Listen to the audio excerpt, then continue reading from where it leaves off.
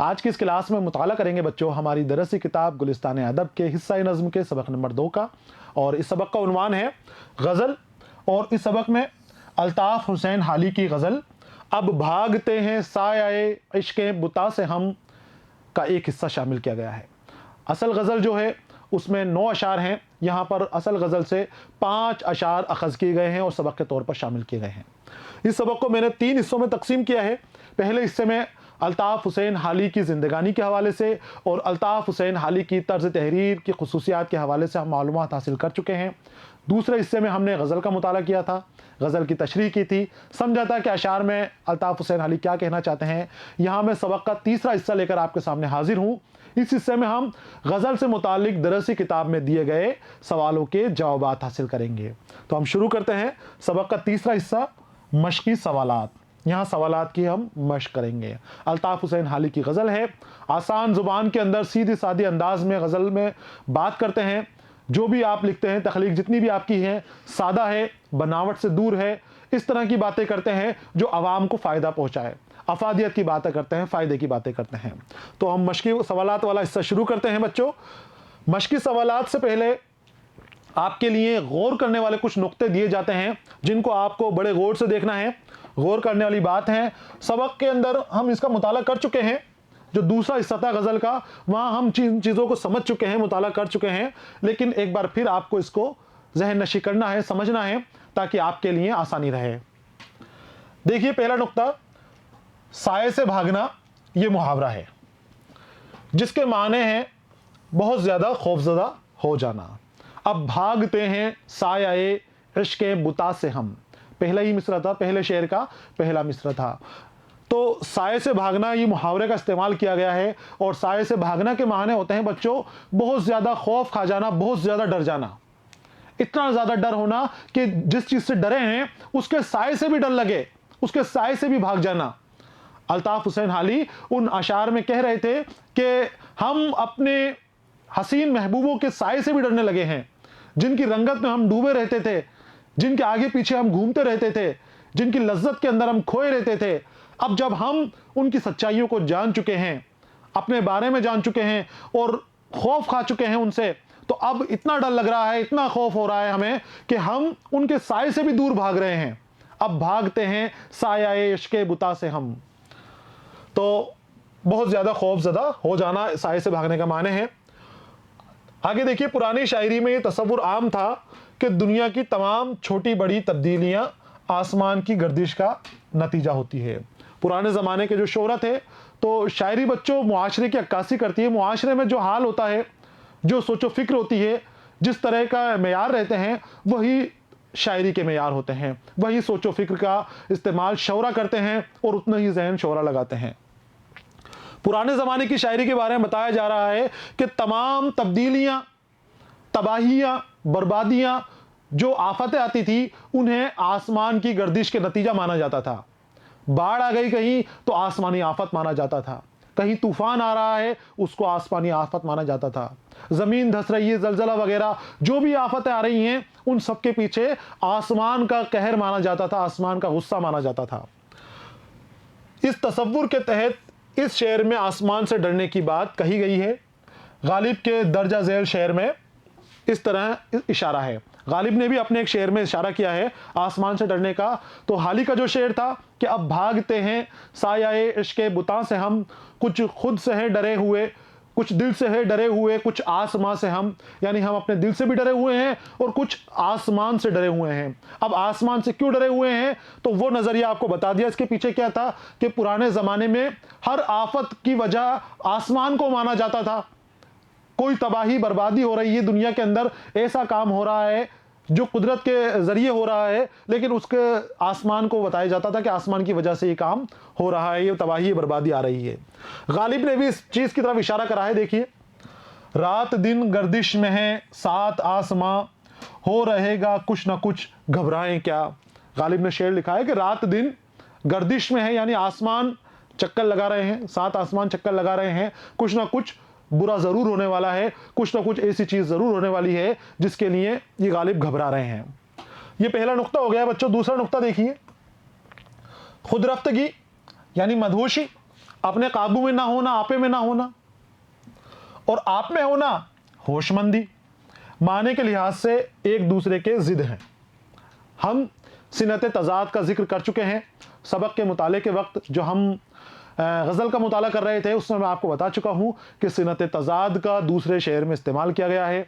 वहाँ 2 मिसरे हैं और दोनों मिसरे में इस तरह का था कि खुद रफ्तगी ये शब का मज़ा भूलता नहीं, खुद रफ्तगी ये शब का मज़ा भूलता नहीं, आए हैं आज आप में या रब कहाँ से हम। तो एक तरफ तो खुद रफ्तगी की यानी मदहोशी की बात की जा रही है और दूसरी तरफ होशमंदी की बातें की जा रही हैं, और दोनों चीज़ें एक दूसरे के जिद हैं।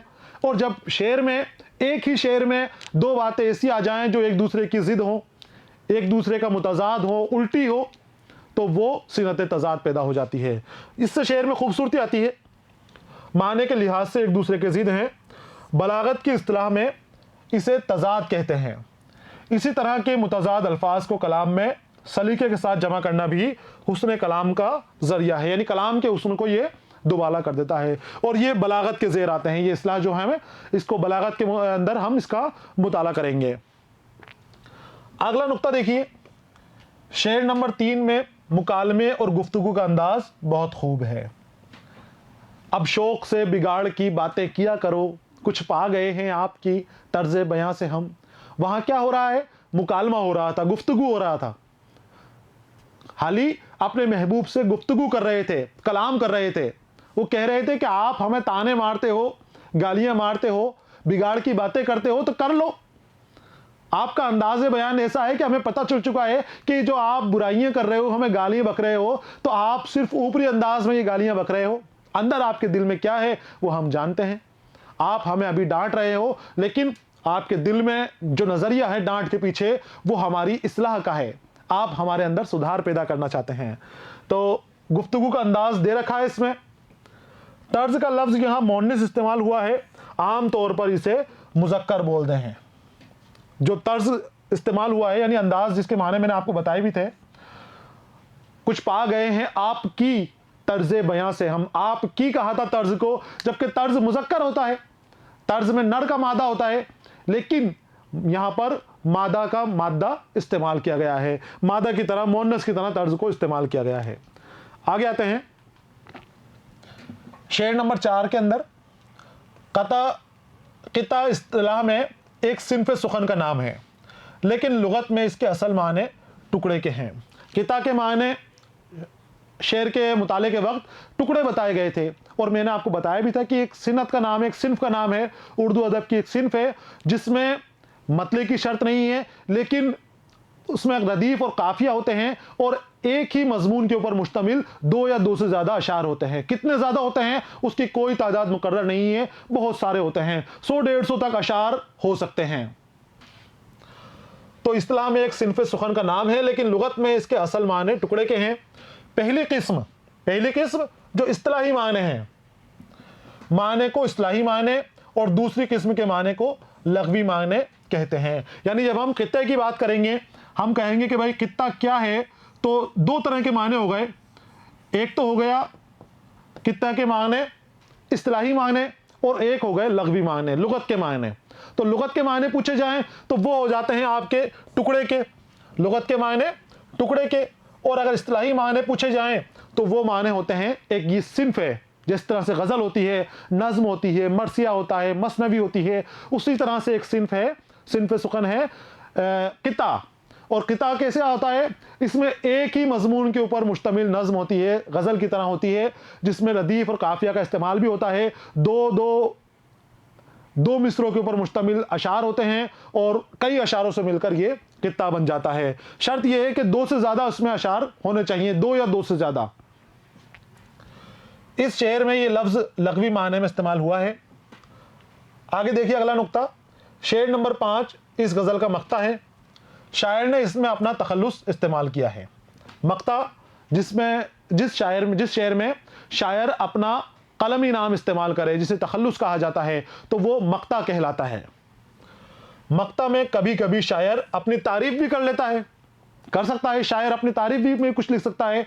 तो अपनी शायरी में, अपनी तारीफ में, मतलब शायरी के अंदर खुद की तारीफ कर दे, तो इस्लाम में इसे ताल्ली कहते हैं।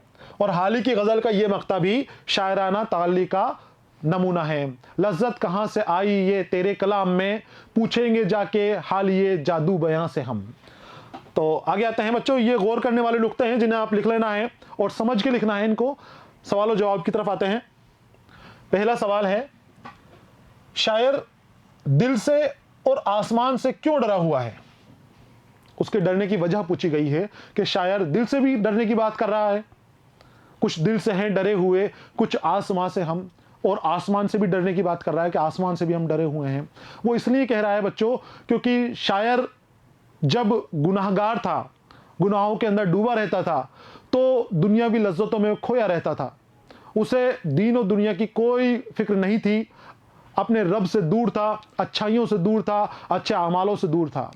लेकिन जब उसको अपनी बुराइयों के बारे में इल्म हो गया कि मैं ये जो काम कर रहा हूं ये मुझे दोज़ख की आग में ले जाकर धकेल देगा, ये मेरी दुनिया भी बर्बाद कर देगा, ये मेरी आखिरत भी बर्बाद कर देगा, ये इस तरह के काम हैं कि जिसमें बुराइयों के, बदकारियों के, बदनामियों के सिवा कुछ नहीं है, तो उसे अपनी बुराइयों से डर लगने लग जाता है। अब वो सीधे रास्ते के ऊपर आ गया है। अब सीधे रास्ते पर आया है तो अब उसे उन बुराइयों के साए से भी डर लग रहा है। वो बुराइयां जो पहले इसे अच्छी लगती थी, जहां ये इनको इश्क बुता कह रहा है, हसीन महबूब कह रहा है, उन चीजों में पहले इसे मजा आता था, लज्जत आती थी। लेकिन जब ये सच्चाई जान गया, इसका दिल साफ हो गया, तो ये उन चीजों से डर गया, उनके साए से भी डर रहा है। साए से भी डर रहा है। अब क्यों डर रहा है? तो कुछ तो उसे अपने दिल का खौफ है, उसका दिल भी साफ हो गया, बुराइयों की तरफ जाने से उसका दिल उसको रोकता है।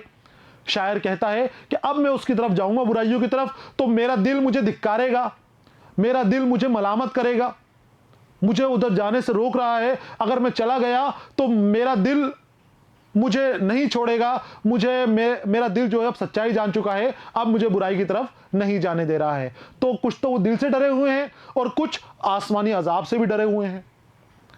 आसमान में ऊपर जाके जवाब भी तो देना है, वहां जाकर क्या जवाब दोगे?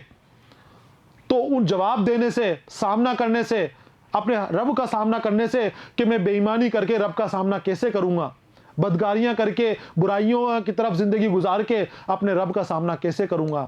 तो दोनों जगह से डरा हुआ है, दिल की मलामत से भी और ऊपर के अजाब से भी डरा हुआ है। और आसमान के डरने के माने बच्चों अभी मैंने आपको बताए हैं कि पुराने जमाने के अंदर हर दुनियावी आफत की जिम्मेदारी आसमान के ऊपर डाली जाती थी। आसमान की वजह से बर्बादियां और जो आती हैं आफतें, उनको मान लिया जाता था कि आसमान की गुस्से की वजह से हैं, आसमान की गर्दिश की वजह से हैं। तो इस वजह से भी शायर आसमान से डरा हुआ है।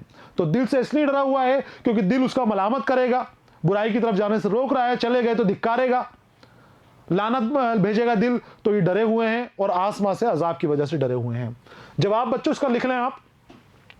शायर अपने दिल से मजबूर होकर दुनिया की भी लज्जतों और रंगीनियों में इस कदर खो जाता है कि वो अपने हकीकी रब से दूर हो जाता है।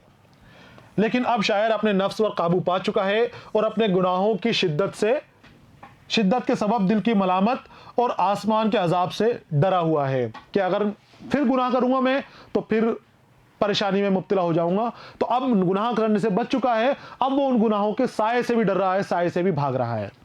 ये सवाल नंबर 1 का जवाब है। सवाल नंबर 2 देखिए बच्चों, खुद कलामी का मतलब क्या है? खुद कलामी, खुद से कलाम करना, खुद से बात करना। जब कोई अपने आप से कलाम करे, अपने आप से बात करे, खुद में ही बड़बड़ाना शुरू कर दे, तो उसे खुद कलामी कहा जाता है। और ये एक नफ्सियाती प्रॉब्लम होती है, परेशानी है, दिमागी हरकत की वजह से जो तवाज़ुन हमारा बिगड़ जाता है, तवाज़ुन बिगड़ जाता है, तो फिर खुद से हम बातें करने लग जाते हैं। सदमे की बदौलत भी, कुछ हादसे की बदौलत भी इस तरह के तासुरात पैदा हो जाते हैं।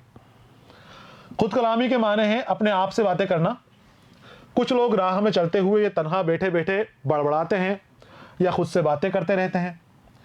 यही खुद कलामी कैफियत है और ये एक नफ्सियाती मर्ज है। इंतहाई परेशानी या कभी कभी बहुत ज़्यादा खुशी या जहनी दुख की वजह से जहनी रो बहक जाती है और आदमी गैर महसूस तरीके पर खुद से ही बातें करता रहता है, खुद सवाल करता है और खुद ही जवाब देता है। ऐसा लगता है कि दो आदमी मसरूफ़ गुफ्तगू हैं, दो आदमियों की तरह जैसे खुद बात करते हैं, कोई बात हुई उसका सवाल भी खुद कर रहे हैं, जवाब भी खुद दे रहे हैं। ये खुद कलामी कहलाती है। और ये कोई टेंशन की वजह से, नफ्सियाती प्रॉब्लम की वजह से ये हो जाती है, मर्ज है जिसका इलाज भी किया जा सकता है। सवाल नंबर 2 का जवाब लिख लेना है। आगे आते हैं सवाल नंबर 3 की जानिब। इस गजल के मक्ते का मुकाबला गालिब के दर्जा झेल मक्ते से कीजिए और बताइए कि दोनों में कौन सी बात मुश्तरका है।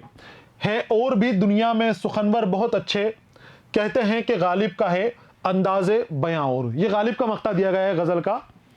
है और भी दुनिया में सुखनवर बहुत अच्छे, सुखनवर मतलब शेर व शायरी करने वाले, सुखन का काम करने वाले।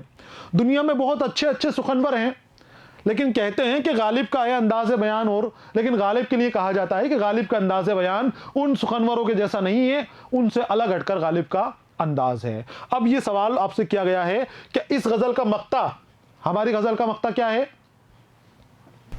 वो मक्ता है बच्चों, लज्जत तेरे कलाम में आई कहां से ये, पूछेंगे जाके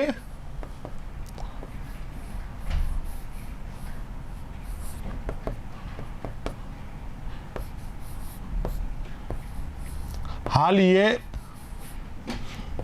जादू बयां से हम।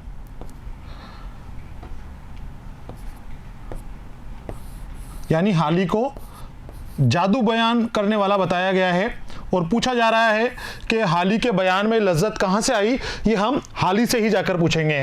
हाल ये जादू बयां से हम, लज्जत तेरे कलाम में आई कहां से ये, पूछेंगे जाके हाल ये जादू बयां से हम।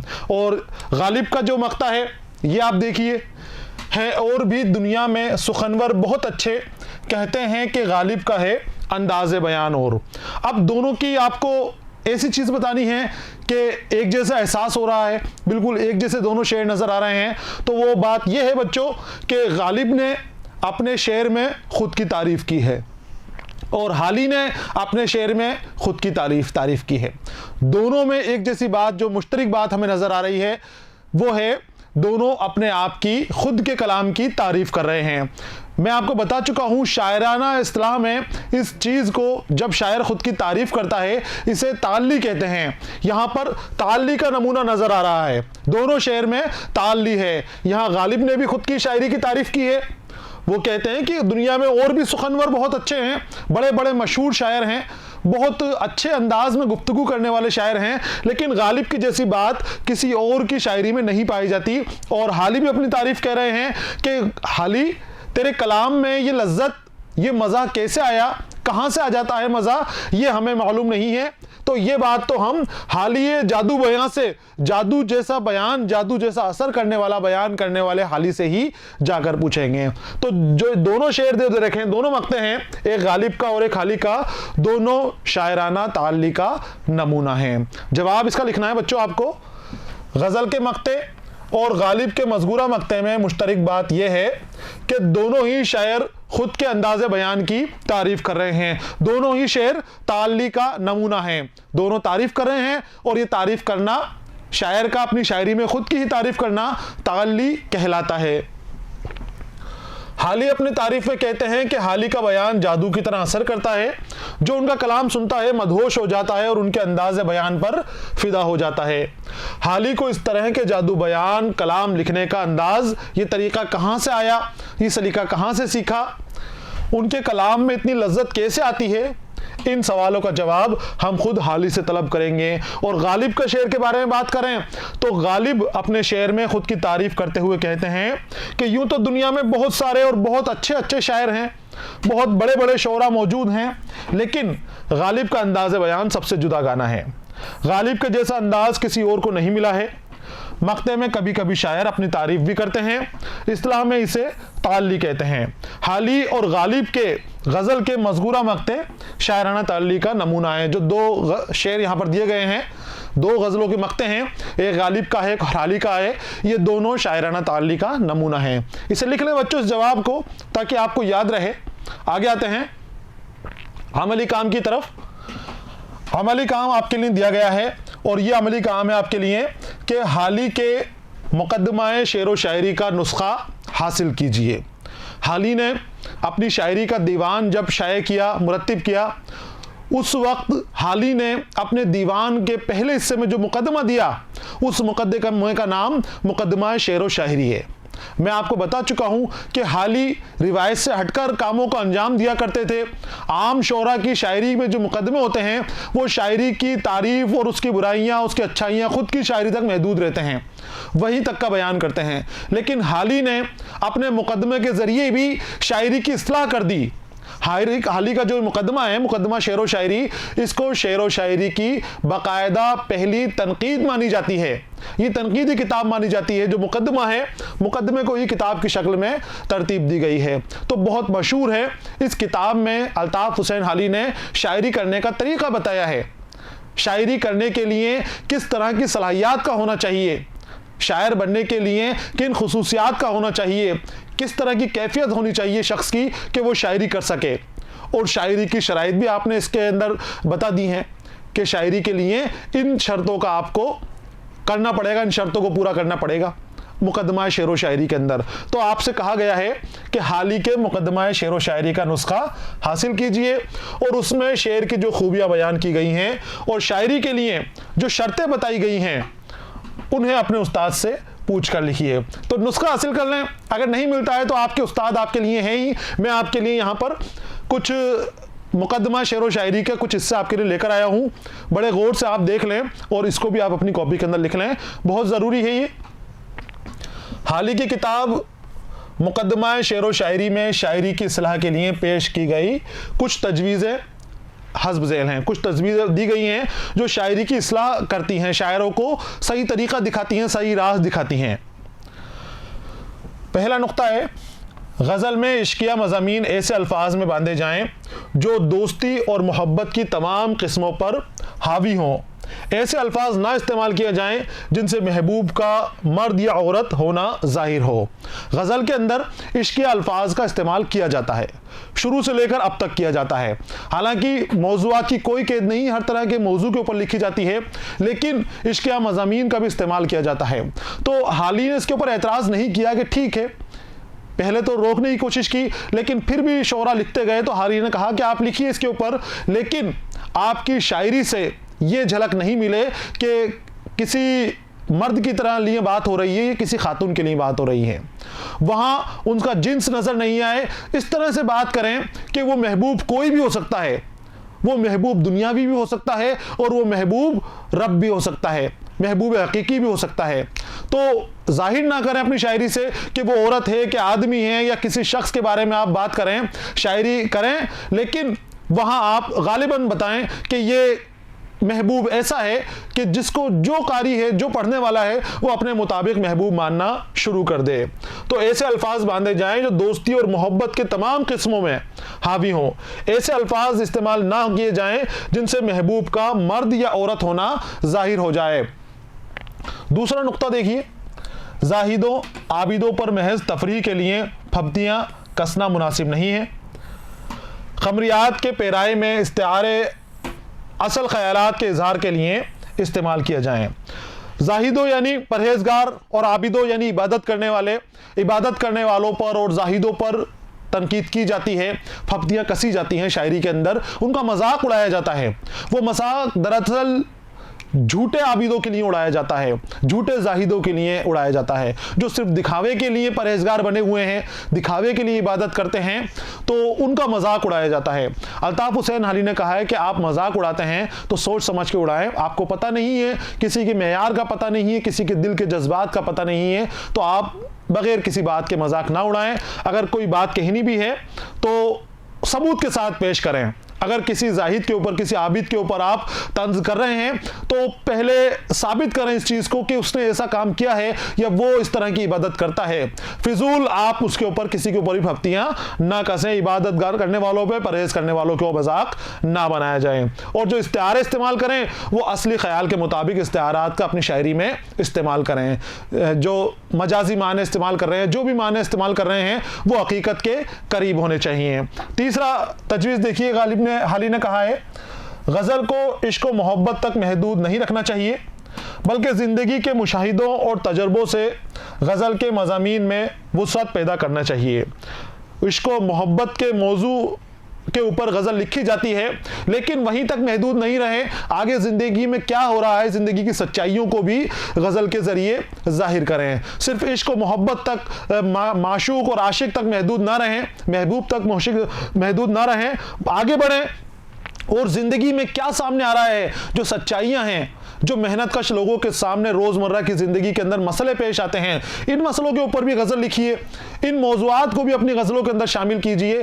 तो आपने गज़ल को ज़िंदगी से जोड़ने की तजवीज़ पेश की कि आवाम की ज़िंदगी से जोड़िए, आवाम के मसलों को गज़ल के ज़रिए पेश कीजिए और इश्क व मोहब्बत के मौज़ूआत को कम कीजिए। चौथा देखिए नुक्ता, तवील मज़ामीन के लिए गज़ल मुसलसल से काम लिया जा सकता है। अगर तवील मजमून हो, बड़ा मजमून हो, तो गज़ल के अंदर ही गज़ल मुसलसल आती है। जो बड़ी तवील गज़ल होती है, लंबी गज़ल होती है, उससे काम लें। पांचवा नुक्ता है, अशार में सादगी और सफाई का ख्याल रखा जाना चाहिए। साफ हो, बनावट नहीं हो, आसान लफ्ज़ का इस्तेमाल करें, सीधी ज़बान का सलाहत के साथ इस्तेमाल करें ताकि कारी को समझने में परेशानी ना हो। छठा नुक्ता है बच्चों, नए असलूब कम इख्तियार किए जाएं, गैर मानूस अल्फाज कम बढ़ते जाएं, नामालूम तौर पर उनको रफ्ता रफ्ता बढ़ाते रहें।